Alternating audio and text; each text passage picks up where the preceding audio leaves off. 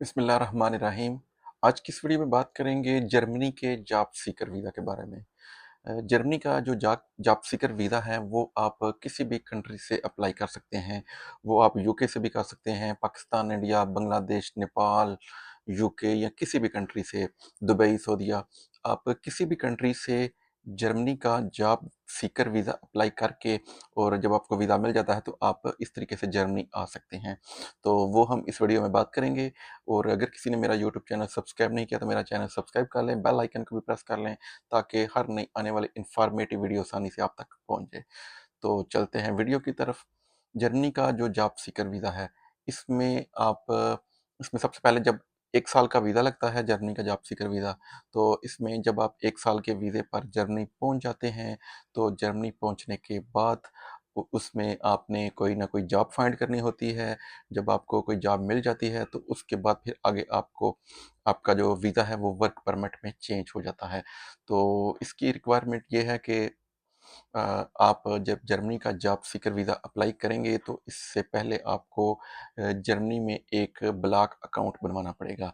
वो चाहे आप किसी भी कंट्री से अप्लाई कर रहे हैं, यूके, पाकिस्तान या जहाँ से भी अप्लाई कर रहे हैं, तो इसमें आपको जर्मनी में एक ब्लॉक अकाउंट बनवाना पड़ेगा और उसमें आपको 13,000 यूरो सेंड करने पड़ेंगे। मतलब जर्मनी में जो आप अपना अकाउंट खुलवाएंगे, ब्लॉक अकाउंट, उसमें आपको 13,000 यूरो रखने पड़ेंगे। और वो 13,000, क्योंकि वो जब आप वीज़ा लगने के बाद जब आप जर्मनी पहुंच जाते हैं तो जर्मनी पहुंचने के बाद वो 1 साल का जो वीज़ा होता है आपको, वो आपके पैसे जो होते हैं वो बिल्कुल आपके ही होते हैं, वो आपके अकाउंट में होते हैं। वो हर महीने थोड़े थोड़े करके वो आपको वापस मिल जाते हैं। तो 13,000 यूरो आपने जर्मनी का एक ब्लॉक अकाउंट बनवाना होता है और उसमें वो रखने होते हैं। और इसके अलावा आपके पास कोई ना कोई जो है एजुकेशन होनी चाहिए। इसके अलावा आपके पास बैचलर डिग्री भी हो सकती है, मास्टर डिग्री की बेस पर भी अप्लाई कर सकते हैं और बैचलर डिग्री की बेस पर भी आप अप्लाई कर सकते हैं।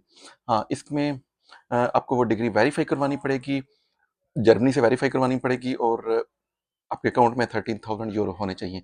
ठीक है, तो इस तरीके से आप जर्मनी का जॉब सीकर वीज़ा अप्लाई करके जर्मनी आ सकते हैं।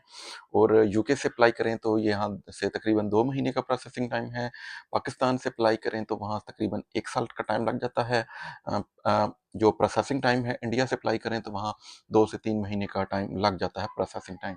हाँ, और इसके अलावा बात करें अगर किसी ने डीआई किया है, डिप्लोमा किया हुआ है पाकिस्तान से, जिसमें इलेक्ट्रिकल, मैकेनिकल, सिविल या जिस फील्ड में भी डिप्लोमा किया हुआ है, और डिप्लोमा करने वाला जो है अगर उसकी एज 30 से कम है, उसके पॉइंट होंगे। फिर अगर आपने कोई जॉब की हुई है, डिप्लोमा करने के बाद जॉब की है, उसके पॉइंट होंगे, डिप्लोमा की डिग्री के पॉइंट होंगे। ठीक है, तो ये सारे पॉइंट हों। और अगर आप जर्मन लैंग्वेज का टेस्ट भी कर लेते हैं तो इसके पॉइंट भी होंगे। ठीक है, तो इस तरीके से आसानी से आपका जो है वो वीज़ा लग जाएगा। ठीक है, तो इस तरह आप जो है इस बेस पर भी आप जर्मनी आ सकते हैं। ठीक है, जर्मनी आने के बाद आपको यहाँ आके कोई जॉब ढूंढनी पड़ेगी क्योंकि 1 साल का टाइम होता है। तो इस 1 साल में आपने जब कोई भी अगर आपको यहाँ पर जब आप जॉब फाइंड कर लेते हैं। हाँ, हाँ, जब आपने अप्लाई करना है तो उससे पहले जो डॉक्यूमेंट्स रिक्वायर हैं वो हैं, आपके पास वैलिड पासपोर्ट होना चाहिए।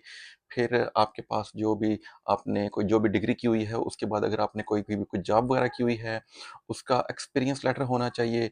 ठीक है, आपके सारे डॉक्यूमेंट्स जो हैं वो वेरीफाई आपने करवाने हैं, टेस्टेड करवाने हैं। ठीक है, उसके बाद जो जॉब आपने कोई जॉब की हुई है उसका एक्सपीरियंस लेटर बनवाना है। फिर उसके बाद आपका वैलिड पासपोर्ट होना चाहिए। उसके बाद फिर एक लेटर आपने बनाना है, मोटिवेशनल लेटर, जिसमें आपने ये लिखना है कि जर्मनी आने के बाद मैं किस तरीके से वहाँ आके जॉब फाइंड करूँगा। ठीक है, ये सारे डॉक्यूमेंट्स जो हैं वो आपके पास होने चाहिए जब आपने अप्लाई करना है।